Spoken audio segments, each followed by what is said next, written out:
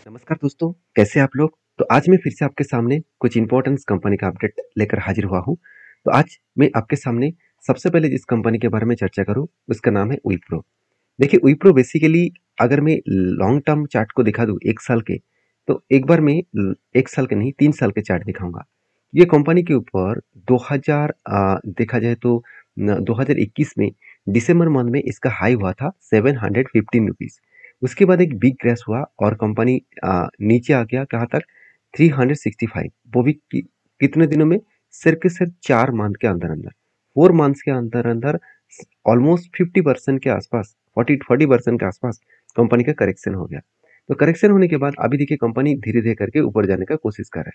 हमेशा एक चीज़ों को नोटिस करना होगा, कंपनी अगर अच्छे कंपनी कोई भी लेवल से अगर बिग करेक्शन करे, तो हमेशा एक चीज़ों को याद रखना, कंपनी उसी लेवल को रिकवरी करने के लिए एक यू टर्न लेगा। तो यू टर्न लेगा मतलब क्या है? अच्छा खासा लेवल को वो रिकवरी करने का कोशिश करेंगे। अभी ये तो सब कुछ ठीक-ठाक है, तो करेक्शन क्यों हुआ? उसके पीछे रीज़न भी तो जानना है। तो करेक्शन होने के पीछे कंपनी का रिज़ल्ट है।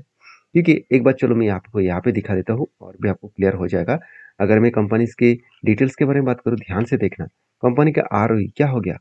17% था 5 साल में, 3 साल में 16% था और करंट ईयर में कितना है? 14.5%। मतलब यहाँ पे भी एक करेक्शन देखने को मिला। उसी तरीके से आरओसी जो है, उसको भी देखा जाए तो कंपनी के ऊपर कितना 5 साल में एवरेज कितना है? 20%। 3 साल में एवरेज कितना है? 18% और लेटेस्ट ईयर में कितना है? 17.9%। तो ओवरऑल यहाँ पे भी करेक्शन हुआ। उसी तरीके से अगर आप प्रॉफिट मार्जिन को देखेंगे, तो यहाँ पे देख सकते हैं 5 साल में कितना 14%, 3 साल में 13% और लास्ट ईयर में मतलब करंट ईयर में कितना है 12%। तो ओवरऑल कंपनी का जो परफॉर्मेंस है वो थोड़ा सा खराब हो गया था और इसी परफॉर्मेंस खराब होने के कारण लास्ट 3 ईयर से कंपनी के ऊपर करेक्शन का माहौल देखने को मिला। जो 700 के ऊपर चलने वाला कंपनी था वो 350 तक आ चुके हैं। तो यही रीजन है और उसके बाद देखिए कंपनी की जो डेप्थ है, वो डेप्थ भी कंपनी कंट्रोल में रखा। ये सबसे plus point and good points है। तो जिस पॉइंट के बेसिस में कंपनी के ऊपर करेक्शन हुआ, वो बेसिकली कंपनी का रिजल्ट। देखिए नेट प्रॉफिट किस तरीके से शानदार तरीके से 3000 करोड़ के ऊपर था। फाइनली इस बार कंपनी का नेट प्रॉफिट क्या हुआ? 2860 करोड़ के आसपास। अभी ये भी बताया जा रहा है कि 19 तारीख को जो इसका रिजल्ट आने वाला है, 19th ऑफ जुलाई, तो उस दिन में देखा जाएगा कि कंपनी किस तरीके से रिजल्ट को पब्लिश करेंगे। तो मुझे लगता है बेस्ट तरीके से सिचुएशन बना, उसी सिचुएशन के बेसिस में कंपनी आगे बढ़ेंगे। तो इसी बेसिस में कंपनी को आगे बढ़ने का पोटेंशियल है, आगे बढ़ने का दम भी है। तो मुझे लगता है जो अपडेट डेटा है, उसी अपडेट डेटा के बेसिस में कंपनी अच्छा खासा ग्रोथ कर पाएंगे, अच्छा खासा जर्नी यहाँ पे दिखाने वाले हैं। तो मुझे लगता है इस कंपनी के ऊपर आपको फोकस होना चाहिए, क्योंकि विप्रो जैसे कंपनी के ऊपर आप फोकस नहीं कर रहे तो आप मतलब मेरे हिसाब से आप दूर ही रहे अच्छा खासा कंपनी से। क्योंकि देखिए कंपनी जिस तरीके से बाउंस बैक किया, पहले देखिए यहाँ पे एक पैटर्न्स बना, कप विद हैंड पैटर्न्स, और फाइनली इस लेवल को जब ब्रेकआउट किया तो वो इजीली टारगेट को अचीव किया। उसी तरीके से फिर से एक पैटर्न्स बना, एक कप बना, उसके बाद एक हैंडल पैटर्न बना और कप विद हैंडल पैटर्न्स बनने के बाद फाइनली ब्रेकआउट करने का कोशिश किया। अगर ब्रेकआउट करे तो उसके बाद धीरे धीरे करके जाकर यहाँ पे टारगेट को अचीव करेगा। जो टारगेट निकल के आएगा 739 के आसपास, और मुझे लगता है ये जो टारगेट है, इस टारगेट निकल के आ रहा है करीबन 35 के आसपास। तो देखिए इस हायर लेवल तक जाने का वो ज़्यादा से ज़्यादा पॉसिबिलिटी इसीलिए है क्योंकि यही लेवल कंपनी के लाइफ टाइम हाई के मतलब एक लेवल है। तो लाइफ टाइम हाई का लेवल कितना है? 740 रुपीज़ के आसपास। तो इजीली तो वो इस लेवल तक नहीं जाएगा, मगर जिस तरीके से यहाँ पे पैटर्न स्केट किया है, वो यू टर्न लेकर जरूर इसको रिकवरी करेंगे। इसी तरीके से सिचुएशन आपको हमेशा बड़े से बड़े कंपनी के ऊपर देखने को मिल जाएगा। आप किसी भी कंपनी को उठा के देख लेना, जो कंपनी का मार्केट कैप अच्छा है और जो कंपनी अच्छा खासा काम किया है, तो हमेशा वो यू टर्न लेकर आज नहीं तो कल उसको रिकवरी जरूर करेगा। तो कहने का मतलब आप समझ चुके हैं, सारी चीज़ों को आप समझ चुके हैं। तो अभी इस कंपनी के ऊपर आपको फोकस रखना है। तो नेक्स्ट जो कंपनी है उसके बारे में चर्चा करूँ, उसका नाम है पंजाब नेशनल बैंक। तो देखिए पंजाब नेशनल बैंक के ऊपर थोड़ा सा झटका लगा है क्योंकि आरबीआई ने इस कंपनी के ऊपर एक पेनल्टी लगाया है। तो किस बेसिस में पेनल्टी लगा दिया गया है वो मैं आपके साथ शेयर करूंगा, क्योंकि देखिए पंजाब नेशनल बैंक एक ऐसा बैंक है, मुझे लगता है अगर सबसे ज़्यादा किसी का बैंक्स के ऊपर घोटाला देखने को मिला, सबसे ज़्यादा बैंक किसी बैंक्स के ऊपर केसेस देखने को मिले, वो है पंजाब नेशनल बैंक। और इस बैंक का एक पॉइंट्स और भी मैं आपको आपके साथ शेयर करूंगा। देखिए बैंक का मैनेजमेंट थोड़ा सा वीक था, इसलिए इस तरीके से सिचुएशन बना। आज मैनेजमेंट स्ट्रांग हुआ तो जिसके कारण फिर से इस बैंक को अच्छा खासा रिप्रेजेंट करा रहा है। जैसे आप खुद ही देख सकते हैं क्वार्टरली जो रिजल्ट है, अगर रिजल्ट को देखेंगे तो कंपनी का जो नेट प्रॉफिट है वो कितना, पहले 348 था, उसके बाद 1800 बने, अभी कितना 3300 बने। तो जो रिजल्ट है ना वो शानदार तरीके से रिजल्ट को यहाँ पे मूव ऑन किया, शानदार तरीके से रिजल्ट को यहाँ पे पब्लिश किया। अभी ये भी बताया जा रहा है कि क्वार्टरली जो रिजल्ट आने वाला है वहाँ पे भी अच्छा खासा ग्रोथ देखने को मिल जाएगा। मैं कंपनी का जो पॉइंट पहले चेक किया वो पॉइंट मुझे बहुत शानदार लगा। देखिए एक डेटा दिखाऊंगा, उस डेटा से ही आपको पता चलेगा कि एक्चुअली कंपनी किस तरीके से काम कर रहा है। जैसे आप देखेंगे कंपनी का जो प्रोविजन है, तो प्रोविजन का जो डेटा है वो डेटा बहुत इंपॉर्टेंस है किसी भी बैंक्स एंड फाइनेंस कंपनी के लिए। देखिए प्रोविजन पिछले साल में कितना था, आप सिर्फ फिगर देख लीजिए, 3,83,000 और अभी कितना है 1,58,000। तो कितना फर्क हुआ देखिए, ऑलमोस्ट 50% से भी ज़्यादा कंपनी का प्रोविजन कम हो चुके हैं। और पिछले क्वार्टर्स में कितना था 2,73,000। तो इसका मतलब प्रोविजन कई हद तक कंपनी काम कर चुके हैं। देखिए कोई भी कंपनी का ग्रोथ कब होगा आपको ये सारी चीज़ देखने के बाद ही पता चलेगा कि कोई भी बैंक का अगर प्रोविजन कम हो रहा है, उसके साथ साथ कंपनी के एनपीए कम हो रहा है और उसके साथ साथ कंपनी का प्रॉफिट ज़्यादा हो रहा है, तो सोचना तीनों पॉइंट्स अगर एक साथ जुड़ गए तो सोचना उस कंपनी का ग्रोथ होना स्टार्ट हो जाएगा।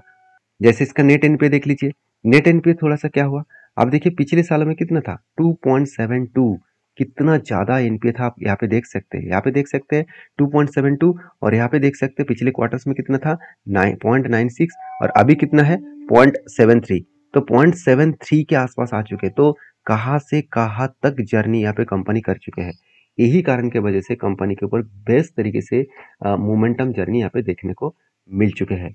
तो पंजाब नेशनल बैंक जिस तरीके से बाउंस बैक किया, जिस तरीके से तेजी दिखाया, देखिए मुझे पंजाब नेशनल बैंक के ऊपर मेरा जो ट्रेड बना वो करीबन 100 रुपीज़ के आसपास है, क्योंकि लंबा जर्नी के हिसाब से कब बना था, उसके बाद छोटा सा हैंडल पैटर्न बने, तो उस बेसिस में मैं इस कंपनी को कंटिन्यू कर रहा हूँ। क्योंकि आप खुद ही देख सकते हैं यहाँ पे क्या बना, एक बिग कप बने, उसके बाद एक हैंडल बना, और इसका आपका रेंज को टोटल निकल का है 74%, जो इस तरीके से रेंज को यहाँ पे मैं होल्ड करने के लिए तैयार हूँ। अभी देखिए हुआ क्या, कंपनी एक जर्नी किया, यहाँ पे स्ट्रांगली एक रेजिस्टेंस था, वो रेजिस्टेंस था 133 रुपीज़ के आसपास। इस रेजिस्टेंस को कंपनी फेस किया, उसके बाद नीचे भी आने की कोशिश किया। अभी देखिए लास्ट कुछ डेज से कंपनी के ऊपर थोड़ा थोड़ा करके करेक्शन हो रहा है, तो इसके पीछे कोई ना कोई तो रीजन रहेगा। चलो मैं आपको रीजन के बारे में चर्चा कर लेता हूँ। वो रीजन और कुछ नहीं है, रिजर्व बैंक ने क्या किया, इस कंपनी के ऊपर एक पेनल्टी लगा दिया। तो पेनल्टी लगाया कितना, 13.2 मिलियन रुपीज़ का। 13.2 मिलियन रुपीज़ का मतलब होते हैं 1.32 लाख, सॉरी 1 करोड़ 32 लाख के आसपास। तो 1 करोड़ 32 लाख के आसपास कंपनी को पेनल्टी लगाया गया। तो देखिए पेनल्टी कंपनी के ऊपर भारी भरकम इम्पैक्ट नहीं आएगा, फिर भी देखिए किसी कंपनी के ऊपर पेनल्टी लगाया गया, देखिए मान के चलिए जैसे आप देखिए आपका आप time to time taxes payment कर रहे हैं, तो फिर भी अगर आपको पेनल्टी लगा दिया गया तो कुछ कोई भी कारण के वजह से, तो आप तो चिंता में पड़ जाएगा ना। तो इसी कारण के वजह से मैं बोलता हूँ कि कोई भी कंपनी के ऊपर इस तरीके से न्यूज आने का मतलब है एक नेगेटिव सेंटीमेंट क्रिएट होना। तो मार्केट हमेशा छोटा सा नेगेटिव सेंटीमेंट को एक बड़ा करके देखते हैं, उसी के कारण कंपनी के ऊपर करेक्शन हुआ। बाकी मैं इस कंपनी के ऊपर बुलिश हूँ, आपकी क्या राय है जरूर कमेंट्स करना, क्योंकि पीएसयू बैंक बहुत जर्नी कर चुके हैं, मुझे लगता है कुछ टाइम और पीरियड में होल्ड करेगा, उसके बाद काम करने वाला है।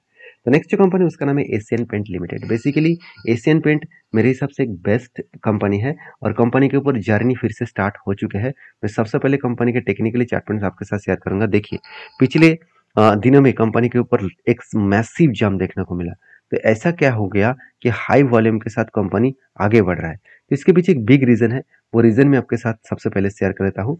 आप देख सकते हैं वो रीजन है इंडियन एशियन पेंट्स टॉप मतलब जो गेनर है, और वो भी निफ्टी 50 का, after the reported of price hike. मतलब निफ्टी 50 में टॉप गेनर इसलिए बना, मतलब एक लंबा जर्नी क्यों दिखा, सबसे टॉप लेवल में क्यों बना, क्योंकि कंपनी का जो प्राइस है वो हाइक करने वाला है।